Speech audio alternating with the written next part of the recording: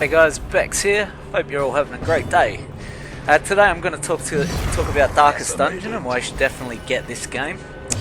Darkest Dungeon is a great game made by Red Hook Studios, and they have made an amazing dungeon crawler. Delving into the deep dungeons is not for the faint of heart. You don't just have to survive the many horrors that are waiting for you. You also have to survive stress, disease, negative quirks which affect the hero's abilities, and many other challenges. Your heroes will die, and you will have to adapt to many different situations to try and keep them alive. Sacrifices will be made, but in the end you will be victorious. Now the game consists of three separate stages. First off is the Hamlet, where you relieve stress at the tavern and the abbey, remove quirks and diseases at the sanitarium, and recruit new heroes via the stagecoach. There's also the Guild and the Blacksmith, where you can upgrade your hero's abilities, and an activity log which shows what's happening in your Hamlet each week. Next, after you've fiddled around in the Hamlet, you will embark on a mission, and you come to the embark screen where you pick your next mission and the team you'll use. Now there's a huge number of potential combinations of heroes, and it's up to you to find the best ones, or the ones that work for any given particular mission.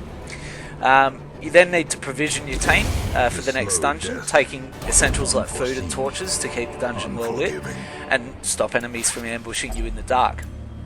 Now it's important to ensure that you have enough supplies for the dungeon that you're about to enter. Getting caught without food or light can be deadly. In fact, getting caught without food or light typically is deadly. You will get stressed out very quickly and you will die. Other items may cure status effects, give you buffs, things like that, or they can be used on curios, which are interactive objects throughout each dungeon. Certain curios require a certain object to unlock or get the best benefit from, and some will generate rewards, some will give you bits and pieces, extra items, some will remove negative quirks, all sorts of things the curios can do.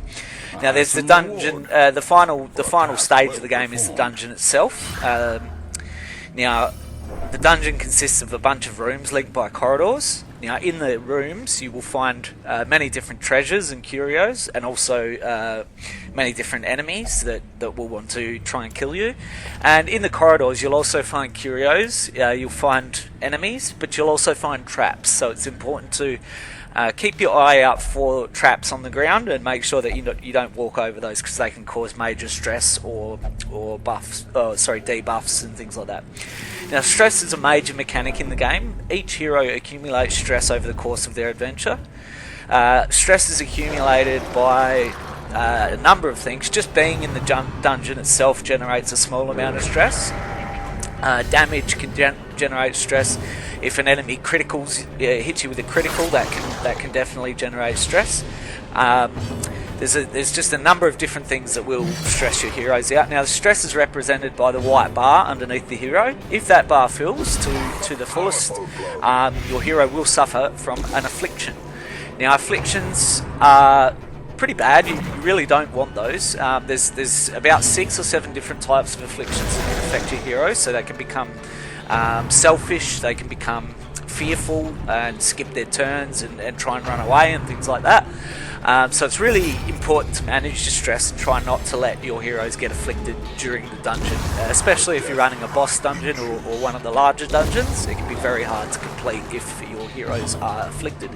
Now on the opposite side, each hero also has a chance to do what's called a virtue instead of being afflicted. So if that stress bar fills up, there is a chance that your hero will get a virtue. Now a virtue is pretty much the opposite of an affliction. It gives your hero a buff and also reduces the stress of the whole party. So it is quite good to get virtues, and it's quite good to find trinkets and things that increase your hero's virtue. So your hero's virtue chance, so that if you do find yourself in a position where you're about to hit the maximum level of stress, you may get a virtue instead of an affliction. Now, if an afflicted character fills up their stress bar again, once they've already been afflicted, they can suffer a potentially fatal heart attack. Now, obviously that's not a good thing. You do not want your heroes to be killed in that way. Well, you do not want your heroes to be killed at all, but suffering a heart attack is probably the worst way to go. Now, some of your heroes can heal stress and also provide buffs against stress. They can do it. Some of them can do it while in the dungeon, and some of the curios that you come across while you're in the dungeon will relieve your stress. But the best way to relieve your stress is back in your hamlet. Now, you also have to keep your eyes on your quirks. Quirks come in two varieties, positive and negative. Obviously, positive quirks provide your hero with a benefit, while negative quirks debuff your stats. Cause your characters to refuse certain types of stress relief, or even turn your character into a kleptomaniac, having them steal items from you over the course of the dungeon. Now, that's obviously not good. You want those items, you don't want them to be stolen by your heroes. These quirks can be removed or locked in at the sanitarium, and there's just a huge number of quirks that are available. They just appear, you get them in many different ways. Typically at the end of a dungeon, you will get either a positive or a negative quirk and perhaps a disease, so it's just worth keeping your eye out on that end of dungeon screen just to see what you have got. Now, your heroes are definitely not permanent in this game. They will die and there's no coming back. So if you lose your level 5 Crusader who's all buffed up and everything, that's it, he's gone.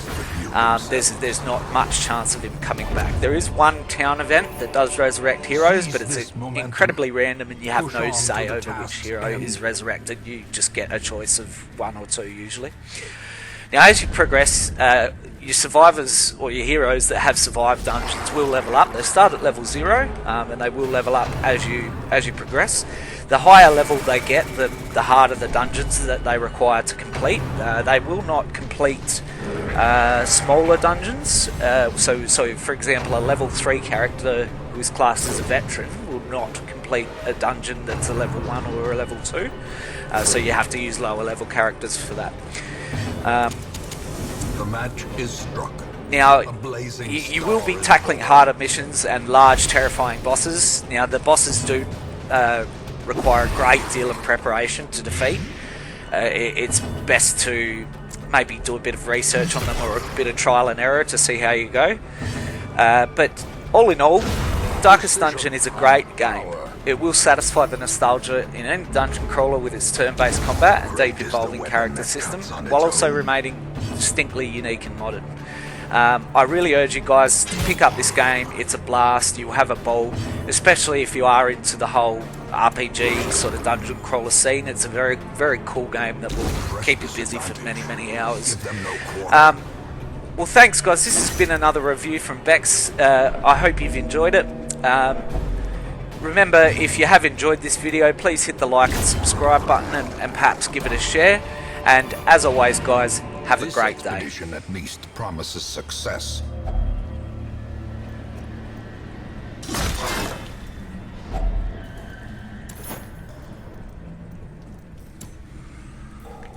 At last, wholesome marine life can flourish.